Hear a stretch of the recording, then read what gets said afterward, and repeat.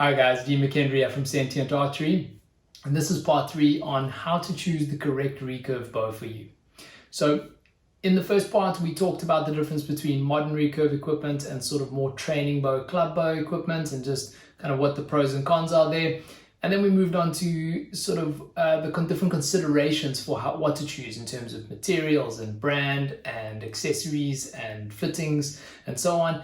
Now what we're going to do is we're going to start moving on to the specifications. So specifically in this part, we're going to talk about bow length.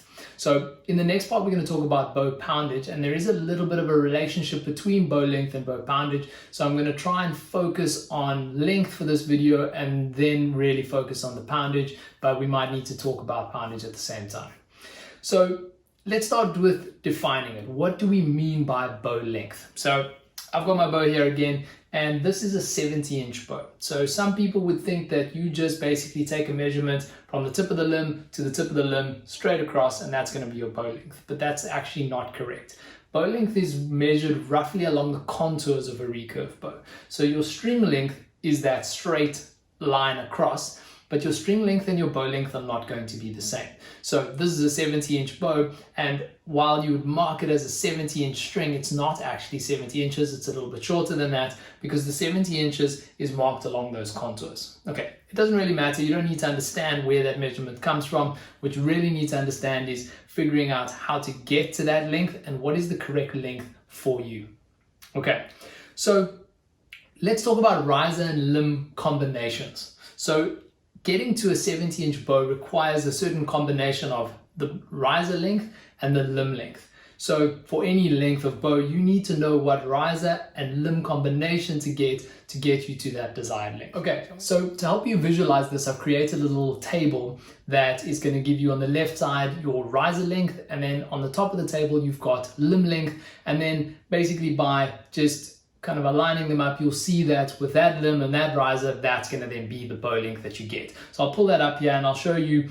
You'll see that in green, I've just done a 64-inch bow, and then I've done a 66-inch bow. We've done that in sort of an orange color, and then 68-inch bows I've done in red, 70 in purple, and 72 in blue. And the reason why I've done that color is that so you can then see that a 70-inch bow, for instance, can be made up from 2 different combinations, whereas a 68-inch bow, you could have 3 different possible combinations to still get you to an overall 68-inch bow, and so on. I've also then, in another table that I'll show you in the next video, I've then correlated those colors with your sort of estimated draw length to get you to those bow lengths, but that's a separate thing. So if we look at a riser, the most standard riser in the world is a 25-inch riser. So the majority of archers are going to shoot a 25-inch riser. Now, you can also get shorter modern risers. The shorter ones are generally 23 inches, and so that effectively just means about an inch shorter on either side of the riser. You also get longer risers, so you could get a 27-inch riser, which means that it's just going to be about an inch longer on each side. So those, generally just a note on that though, a 27-inch riser, generally manufacturers only make 27-inch risers in their flagship options. So if you need a particularly long bow, generally speaking, you're going to need to go for that flagship option. So that's your riser length. Now, most people make the adjustment in bow length actually on the length of the limbs and not so much on the riser. So you only really drop down to a 23-inch riser if you need a particularly short bow and the limb options don't allow you to get that small. And the same with a particularly long riser. Generally speaking, you just go on as long a limb as you can, and if the limbs are still not long enough to give you that length of bow, you have to then upscale the riser. So that, for instance, it would be a 72-inch bow. There is no limb that's long enough generally to get you to that point. You have to then upsize the riser as well. Same for a 64-inch bow. You don't really get short enough limbs to get you to a point where you could shoot a 64-inch bow with a 25-inch riser, so you have to drop the riser size down as well. So yeah, so that helps you try and sort of visualize what that means. What we can sort of also quickly touch on is the relationship between riser length and limb length can also have a fact on how the bow feels to shoot and the kind of poundage and performance. So obviously with these combinations and ratios, you might have less of the bow being the riser and more of the bow being limbs, and that's effectively going to mean that you're going to have more of the bow being flexible and less of the bow being rigid. Now that can have pros and cons. So if you have a very long riser with short limbs, you're going to have to flex those limbs a lot to get them to your desired draw length. That's going to make a very high performance, very fast, very snappy bow. And in the inverse, if you have a very short riser but very long limbs, you're going to have a very sort of smooth drawing bow, but might not be as fast and as snappy. So it's just something to keep in mind. But generally speaking, you're trying to go for a 25-inch riser if you can, unless you have a particularly short or particularly long draw length. Okay, so let's talk about limbs then. So in the industry, we have, for the most part, it's three options. You have what we call a short limb, a medium limb, and a long limb. Now, what gets very confusing is that nowhere on the limb are you going to actually find that measurement where it says medium or long or short. Basically, it's just an industry standard. It's something that we just talk about and we understand. And so, for instance, to get a 68-inch bow, which is the most standard length, you need a 25-inch riser, which is known to be the most standardized riser, and then you need a medium limb. Now, that gets you to a 68-inch bow.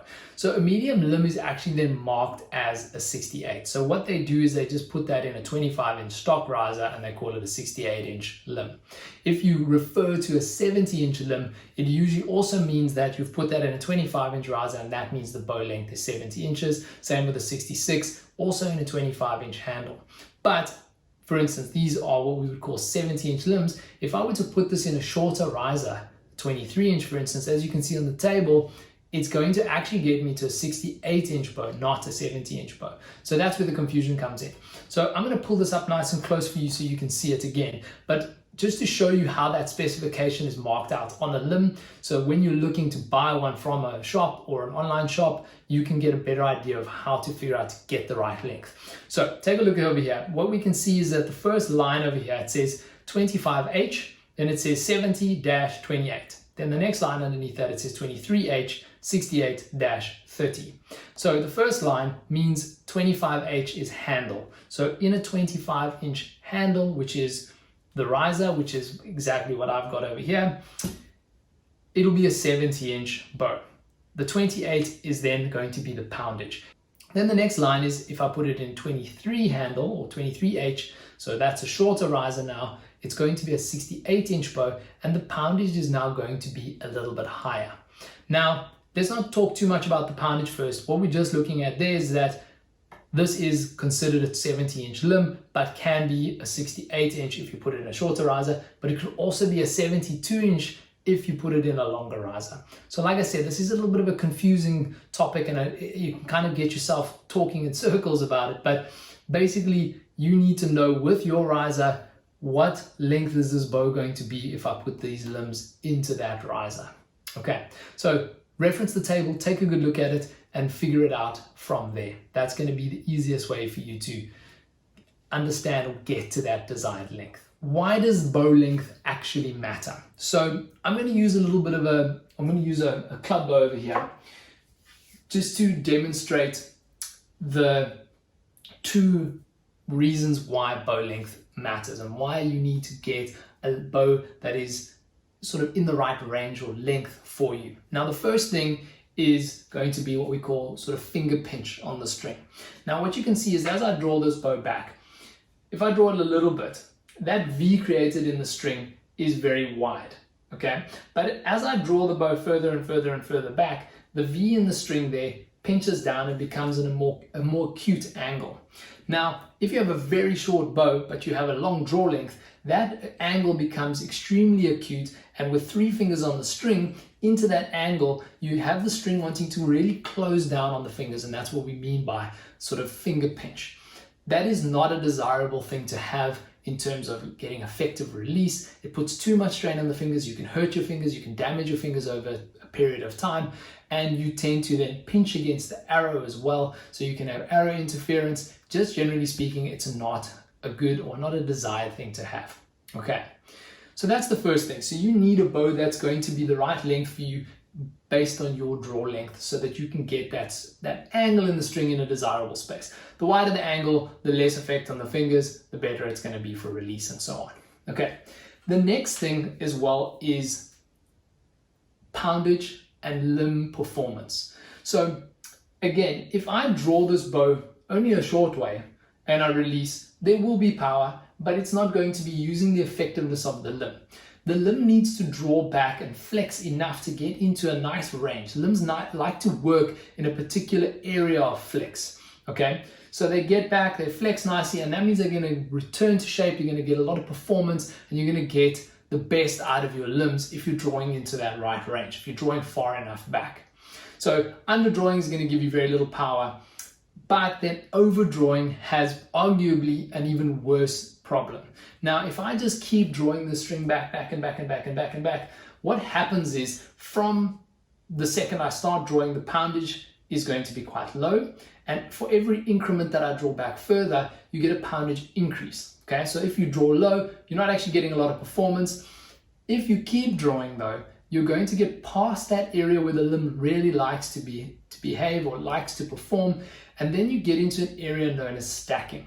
Now, stacking basically means that once you get past that range, for every small increment that you draw back, you get a vastly, almost exponential increase in the amount of poundage that the limb has. Now, that can cause a few problems. It means that bow is hard to handle inside that range. So those limbs just really want to pull forward. It becomes really stiff and more difficult to draw them back, those small increments. And so what you're finding is that you're getting a bow that's very snappy, very uncomfortable to shoot. And again, that is not desirable. If you're an extremely experienced archer, you can handle stacking better, but generally speaking, you don't want a bow that's going to be stacking too much.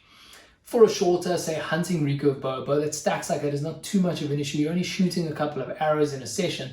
But in terms of target recurve shooting, which is what we do, you're going to be shooting potentially hundreds of arrows in a session. And so that stacking becomes a big factor, especially if you're going to try and expand through a clicker, or you're wanting to make sure that your follow through is good, so you're expanding through to the end of the shot. If you have this ramp up of poundage at the back or at the end of the draw length, that's going to make it a lot more difficult. It's going to make your life difficult. So what that means is that you need to make sure that your bow is long enough for you. Also, stacking is not great for the bow. So if you are drawing a short bow at a very long draw length, there's a high risk of damaging the limbs. And then obviously there's too much energy going into the limbs, so you can actually end up breaking the limbs or overdrawing them. So again, just something you rather don't want to be in a stacking space in a limb. So like I said, there's an area in the limb that really likes to perform, and bow length is going to help you get inside that correct range, or the best optimum range in terms of how a limb flexes. Okay, so now you understand what bow length is, and you should have a pretty good idea of what combination of riser and limbs you need to get to that length. Now we need to figure out what is the correct length for you, or what is the process to figure out what the correct length is. Now, bow length really should only be decided on one single factor or one single measurement, and that is what we call draw length.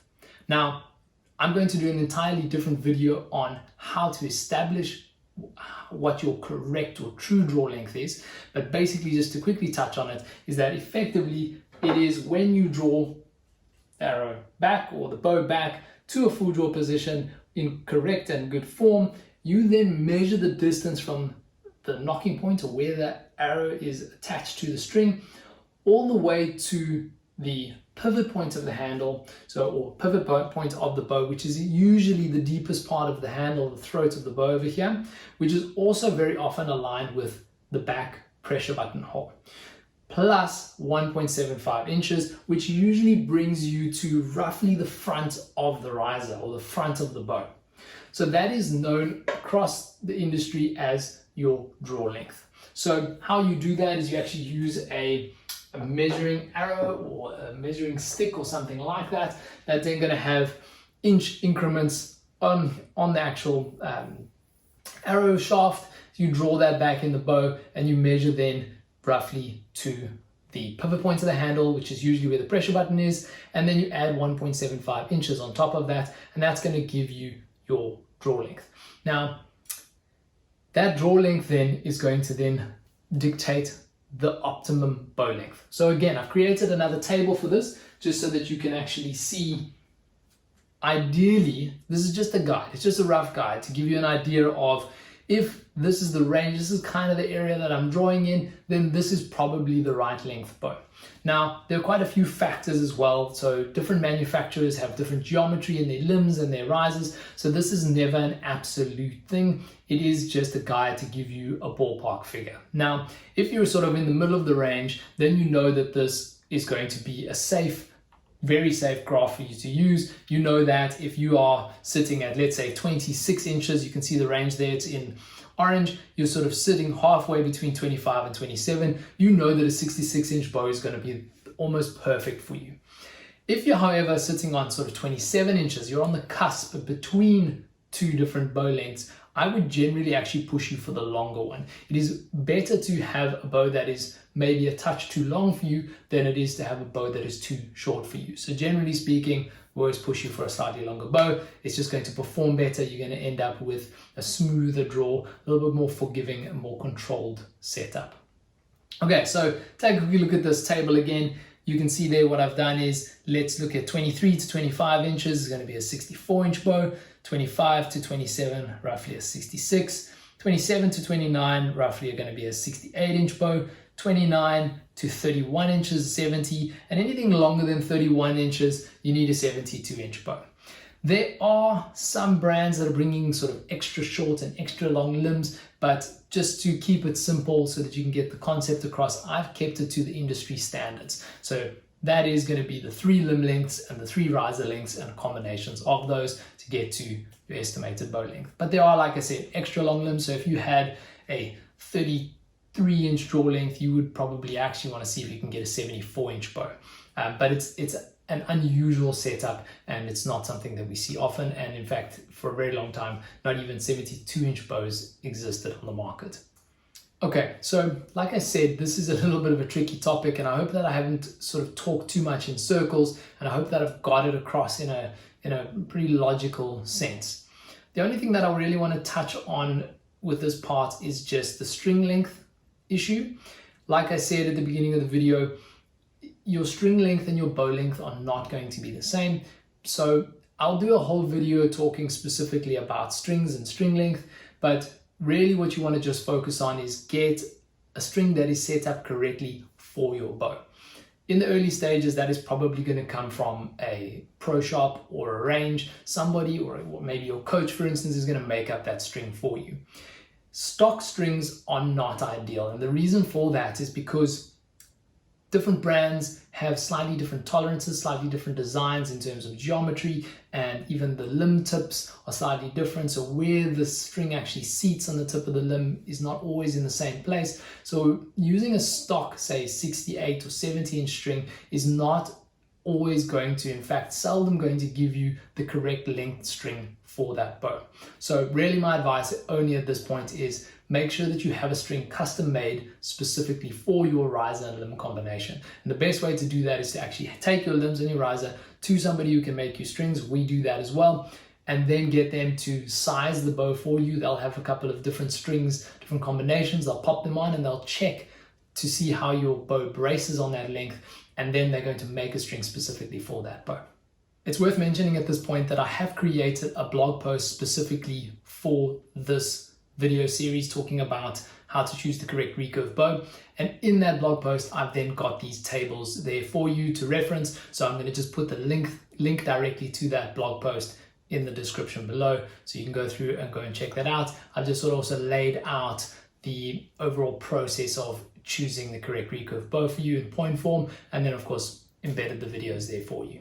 Thank you so much, guys. Like I said, I hope this is not too confusing. And obviously, if it is, or if something doesn't make sense, just drop a comment, get in touch. We want to try and clarify that for you. And yeah, the next part is going to be talking about limb poundage and choosing the sort of optimum or correct poundage for you. So stick around for that one. That'll be coming through next week.